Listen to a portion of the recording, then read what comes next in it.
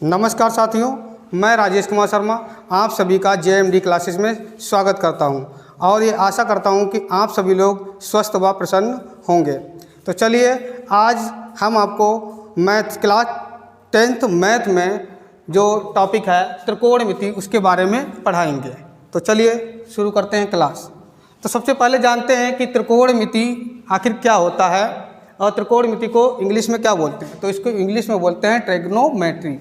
इसके अलावा यहाँ पे क्या बोला जाता है त्रिकोणमिति। तो यहाँ पे आप समझ सकते हैं त्रि दे रखा है। त्रि का मतलब क्या होता है दोस्तों? तीन होता है। त्रि मतलब तीन।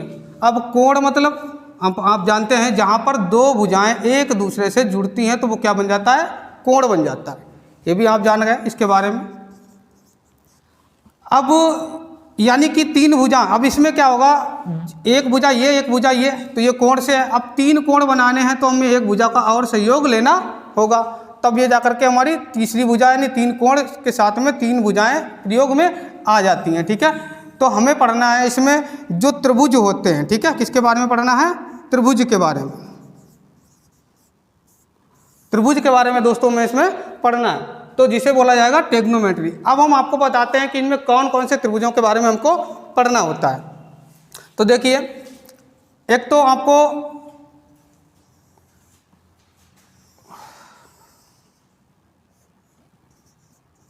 एक ये समकोण त्रिभुज बोला जाता है। इसको क्या बोलते हैं? समकोण त्रिभुज।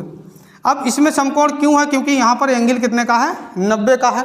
इसके अलावा इनके अगर चाहें तो भुजाओं का नामकरण कर सकते हैं, जैसे कि A, B, C।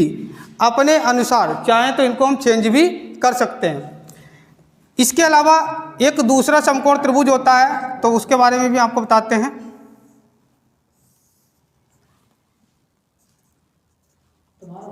देखिए, यहाँ पर इस त्रिभुज को समबाहु त्रिभुज भी बोला जाता है, साथ साथ में इनके कोण भी समान होते हैं। कोण भी समान होते हैं, तो इसलिए ये समकोण त्रिभुज बोला जाता है। तो जिसमें हमारा आज जो त्रिकोणमिति हम पढ़ रहे हैं, त्रिकोणमिति में इस वाले त्रिभुज का यूज होता है। तो इस वाले त्रिभुज का यूज होता है। अब इस त्रिभुज का यूज किस प्रकार से होता है उसके बारे में आपको बताते हैं। तो जैसे कि इसी त्रिभुज में आपको हम सबसे पहले अवगत कराते हैं जो इसके त्रिकोणमिति अनुपात होते हैं कि त्रिकोणमिति अनुपात कौन कौन से होते हैं उनके बारे में लिखते हैं। तो चलिए बात करते हैं त्रिकोणमिति अनुपात की।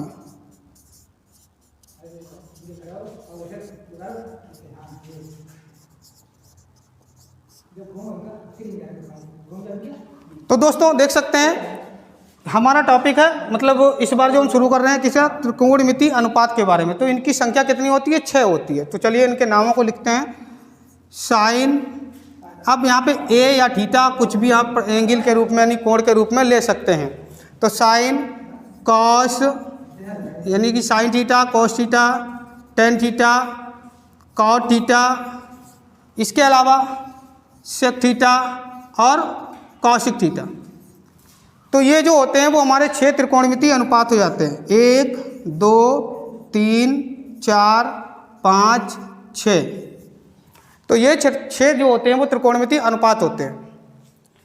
अब अगर बात करते हैं कि इनका यूज इस त्रिभुज में किस प्रकार से होता है, तो उसके बारे में चर्चा करते हैं।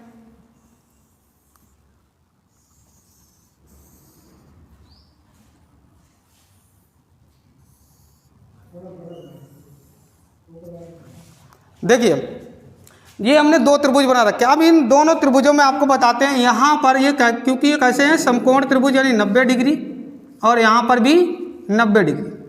अब इनके नामकरण जैसे मैंने ले लिया यहाँ पे A, B, C, इसको हम दूसरा नाम ले सकते हैं P, Q, R।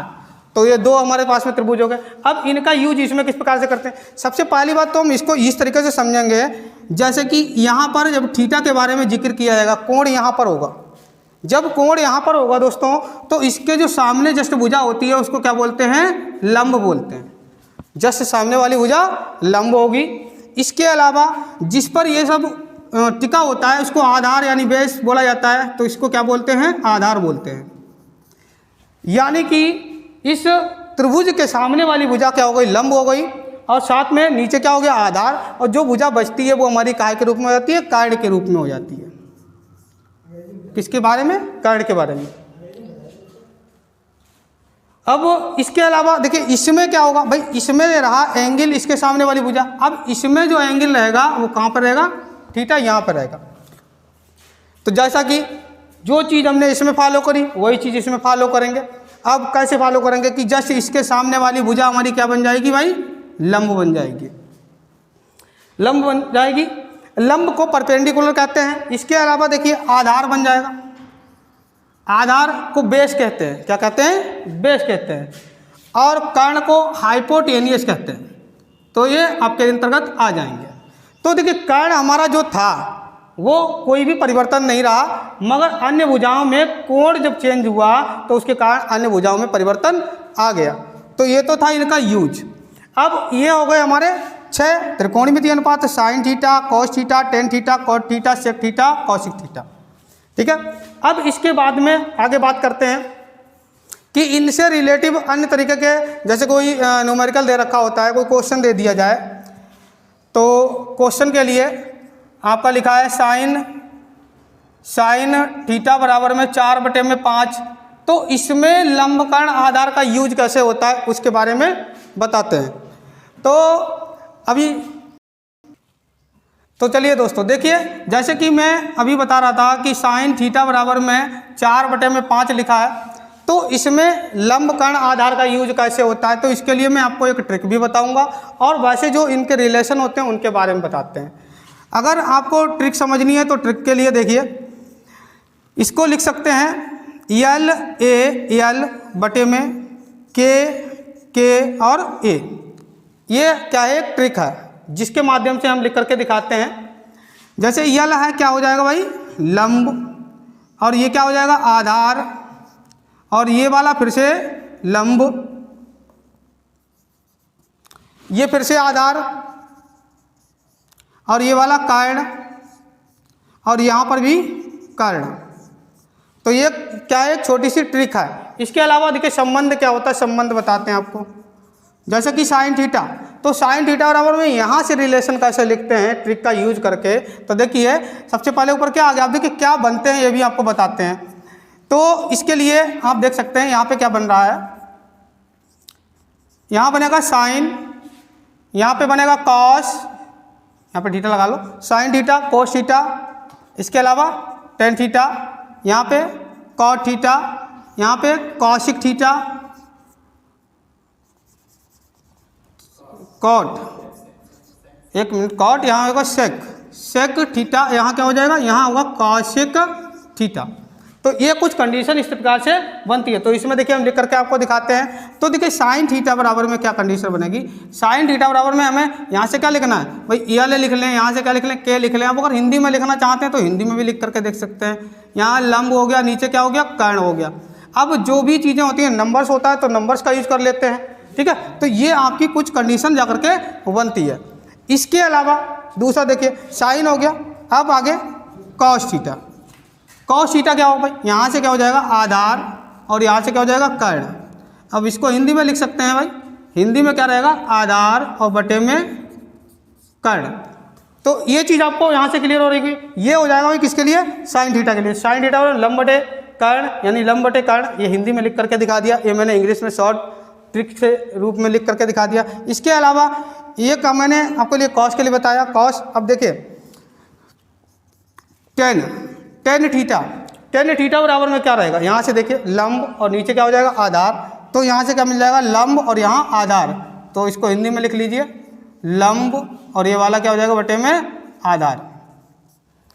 ये रहा हमारा टेन थीटा के बराबर में, जो कि लंब बटे आधार हो गया। अब इसी प्रकार से अगर हमें ये 3 मालूम होते हैं, ठीक है, तो 3 से हम अपोजिट वाले लिख सकते हैं। तो देखिए अपोजिट वाले कैसे लिखते हैं, इन्हीं को जस्ट उल्टा कर दिया। जैसे कि आप देख सकते हैं यहाँ पे क्या आया? यहाँ 10 आया, और 10 के नीचे क्या आया? कॉट आया। तो अब हम अगला जो लिखना चाहेंगे तो किसका लिखना चाहेंगे भाई? कॉट का लिखना चाहेंगे। तो कॉट थीटा। अब कॉट थीटा लिखना, जैसे मैंने लिखा लंब बटे में आधार, तो हम आधार को ऊपर कर दें, लंब को नीचे कर दें, तो ये कॉट का हो जाएगा। अब देखिए इसको क्या कर देंगे? चेंज कर देंगे। जैसे कि आधार बटे में लंब, तो यहाँ पे क्या हो जाएगा भाई? यहाँ आधार हो गया, और यहाँ क्या हो गया? लंब हो गया। अब देखिए ये क्या है? इसका अपोजिट है, बिल्कुल ठीक उल्टा ही है। इसी प्रकार से आगे पहुंचते हैं सेक के लिए। तो सेक क्या होता है, ये कॉस का उल्टा होता है। तो यहाँ पे भी आप समझ सकते हैं। तो देखिए कॉस के लिए यहाँ पे क्या हो जाएगा, इसका उल्टा कर देते हैं तो हमारा कर्ण ऊपर, यानी कि देखिए सेक थीटा बराबर में, अब सेक थीटा यहाँ से किस प्रकार से लिखते हैं, तो क्या मिल जाएगा, कर्ण और बटे में क्या हो जाएगा भाई, आधार। तो यहाँ लिख देंगे कर्ण और यहाँ क्या हो जाएगा आपका आधार। तो ये हो गया सेक के लिए। अब बात कर लेते हैं किसके लिए, लास्ट में बचा कौशिक थीटा। तो कौशिक थीटा की चर्चा कर लेते हैं।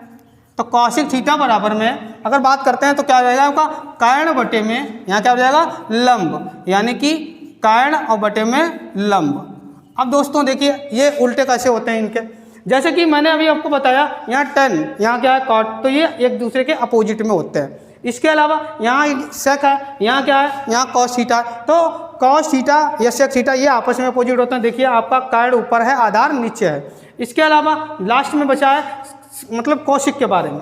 तो यहाँ देखिए साइन जो होता है, तो साइन को अपोजिट में करते हैं तो क्या बन जाता है, कौशिक थीटा बन जाता है। तो ये तो था इनके बारे में। अब आगे आपको बताते हैं त्रिकोणमितीय अनुपात की सारणी के बारे में। तो चलिए बात करते हैं। तो चलिए अब बात कर लेते हैं त्रिकोणमितीय अनुपात से पहले हम आपको एक चीज़ पढ़ाना चाहते हैं जो है पाइथागोरस प्रमेय के नाम से।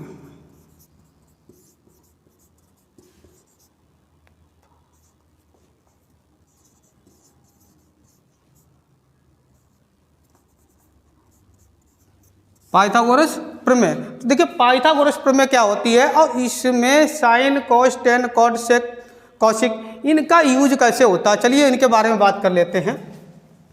तो चलिए देखिए पाइथागोरस प्रमेय क्या होगी। पाइथागोरस प्रमेय ये बताती है जो हमारा ये समकोण त्रिभुज होता है, समकोण त्रिभुज में जैसे कि मैंने एंगल यहाँ पे थीटा ले लिया, यहाँ पे क्या ले लिया 90 ले लिया, 90 डिग्री।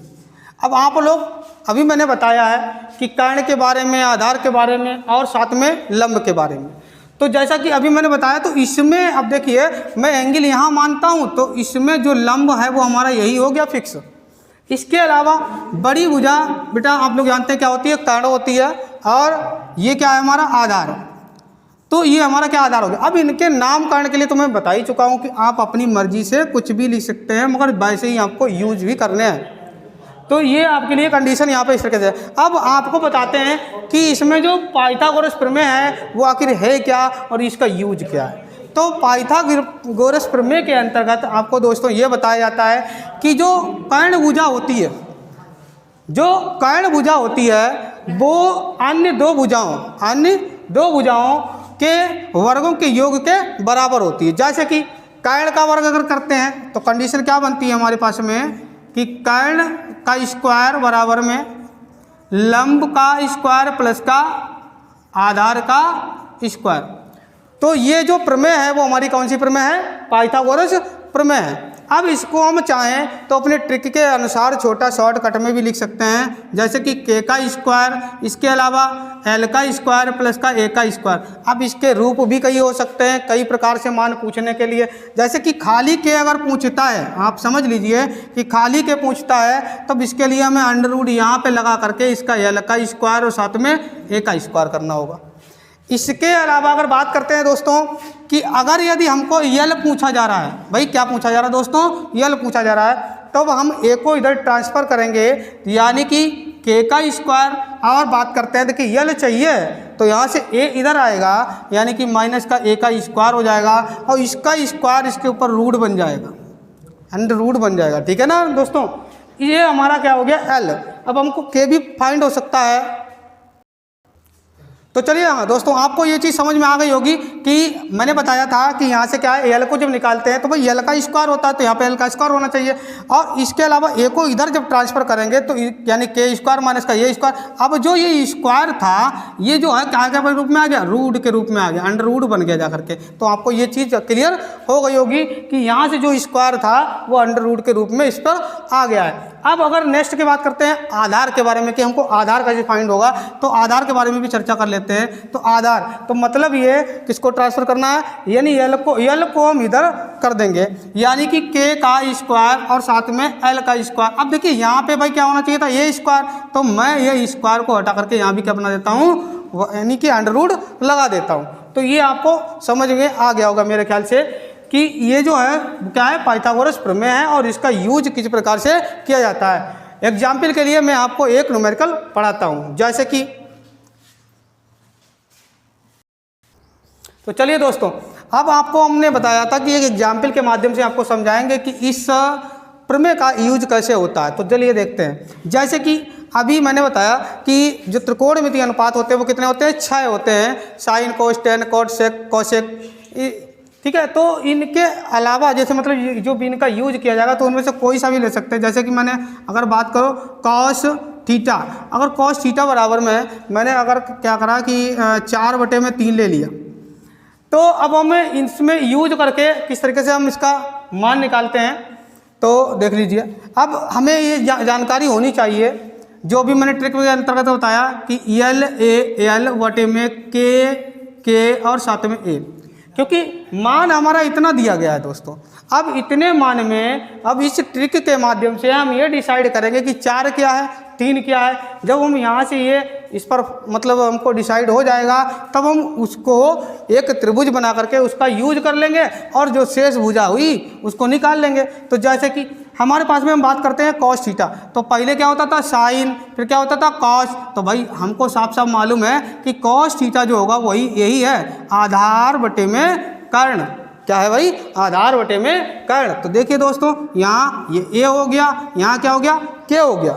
अब आपको मालूम हो चुका है कि हमको क्या चीज़ दे रखी है, आधार दे रखा है दोस्तों। क्या दे रखा है, आधार 4 दे रखा है। इसके अलावा बात करते हैं दोस्तों कर्ण के बारे में। कर्ण दोस्तों कितना दे रखा है, 3 दे रखा है, मगर थोड़ी सी प्रॉब्लम है। देखिए दोस्तों, ये यहाँ पे 3 की जगह पे क्या कर लो, 5 कर लो, क्योंकि भुजा क्या है, छोटी पड़ रही थी। तो यहाँ क्या हो जाएगा, 5 हो जाएगा दोस्तों। तो अब आपको ये डिसाइड हो चुका होगा। अब हमारे पास में 2 भुजाएं हैं, तो तीसरी भुजा कैसे निकालते हैं। तो इसके लिए मैंने आपको जो कंडीशन बताई थी वो कंडीशन क्या थी, अब बात कर लेते हैं इसके लिए। तो हमारे पास में संबंध था k² यानी कर्ण का स्क्वायर, फिर बाद में यहाँ पे बात कर लेते हैं लंब यानी कि L का स्क्वायर, यहाँ बात कर लेते हैं आधार यानी कि A का स्क्वायर। तो ये जो हमारे पास में है, अब यहाँ से हमें क्या डिसाइड करना है भाई, A हमारा दे रखा है, K हमारा दे रखा है, बचा क्या L। तो L के लिए क्या रिलेशन रहेगा दोस्तों, तो L बराबर में अंडरवुड में क्या रहता है, k² और इधर से लेकर के आएंगे माइनस का A²। अब देखिए इसमें वैल्यूएशन हम पुट कराएंगे, तो वैल्यूएशन जब रखेंगे जैसे कि K है तो मतलब 5 है, तो 5 का क्या कर लेंगे, स्क्वायर कर लेंगे। चिन्ह कौन सा है, माइनस का है, तो इसका यूज कर लेंगे। ये कहाँ है, आधार, ये हम 4 यहाँ पे यूज कर लेंगे, तो 4 का ये स्क्वायर हो जाएगा। ब्रैकेट का भी यूज कर सकते हैं दोस्तों। तो चलिए अब देखिए 5 का 2 बार, यानी जो 5 का स्क्वायर होता है दोस्तों, ये आखिर क्या होता है, कभी कभार 2, 3, 5 ऐसे लिखा होता है। तो इसका मतलब दोस्तों ये होता है, जो घात होती है उस डिजिट को उतनी बार ही यूज किया जाता है मल्टीप्लाई में, यानी कि गुणा करवाई जाती है उतनी बार। जैसे कि यहाँ पे 5 की पावर 5 है, तो हमको क्या लिख देना है, 5 × 5 × 5। इसी प्रकार से ये क्रम रहता है, ठीक है।